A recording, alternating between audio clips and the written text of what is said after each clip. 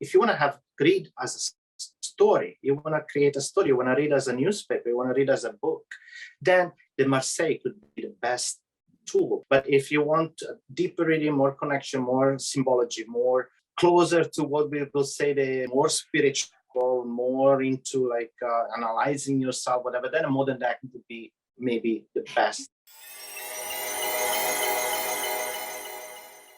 for, now used from the Radio White onward, Thoth Tarot.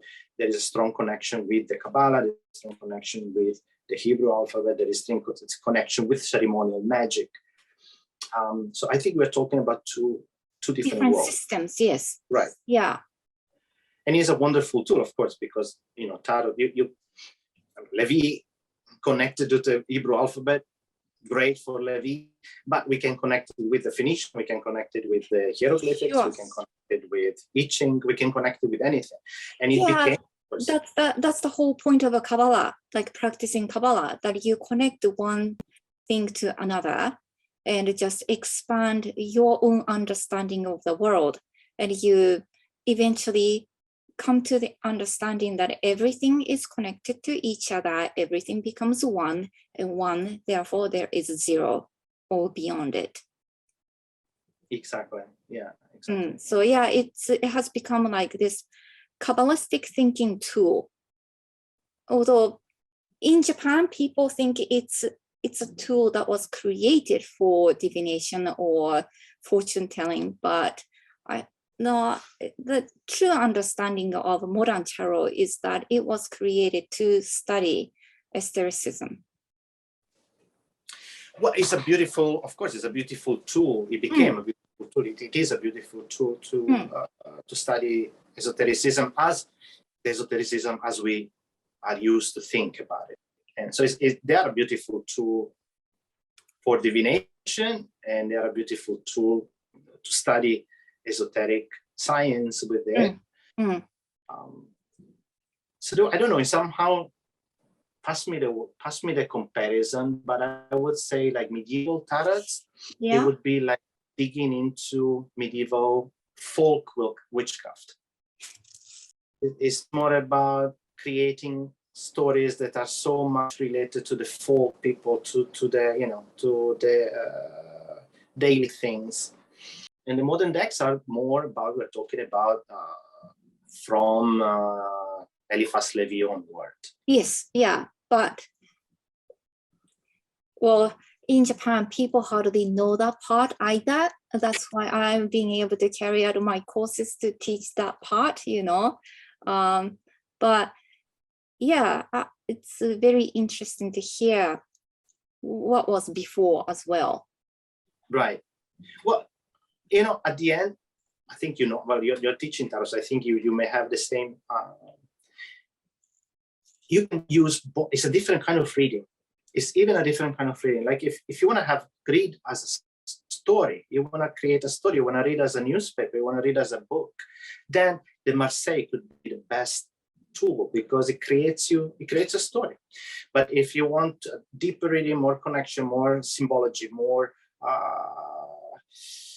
closer to what we will say the magnum opus, like more spiritual, more into like analyzing yourself, whatever, then a modern deck would be maybe the best tool. Well, it's interesting though, like Tarot de Marseille, like free to create stories. The thing is, not many people are talented enough to really trust their own intuition.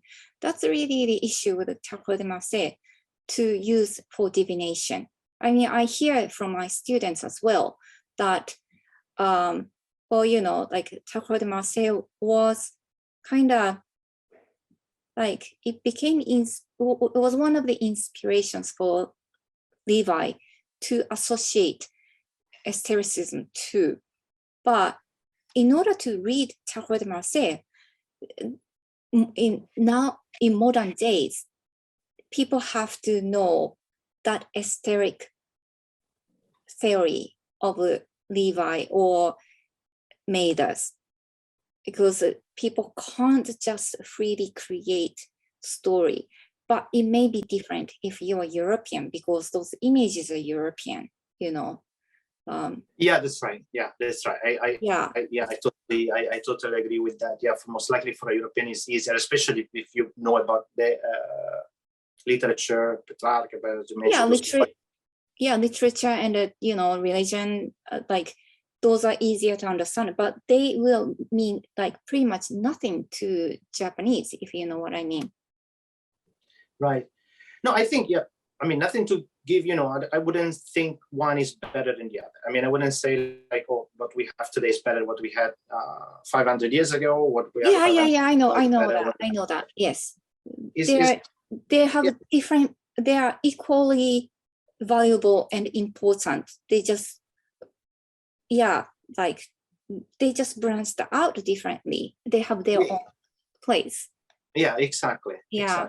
Exactly. So, although of course, everybody may have a favorite deck that they resonate better with that, but for sure, like in your deck, it's like a more teaching tool as well to get deeper into esotericism, like esotericism as a study. Yeah, like I'd like to consider that my tarot courses are not just about tarot reading, but it is actually using aestheticism or learning aestheticisms to face one's own life and to, spiritual growth or development.